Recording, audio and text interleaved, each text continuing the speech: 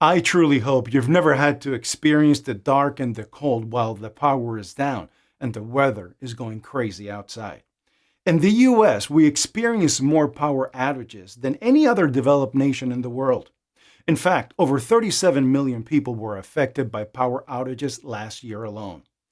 If we want to keep on the lights, we need backup power, which means we need batteries. But batteries don't last forever. Luckily, with easy battery reconditioning, you can now bring old, used batteries back to life. So you're never without important, even life-saving battery power when you need it most, like in a power outage. Click the link below now to learn how to bring old and used batteries back to life again. It's simple and quick to do. Do it now, though, and click the link below so you and your family will never be in the dark and cold again.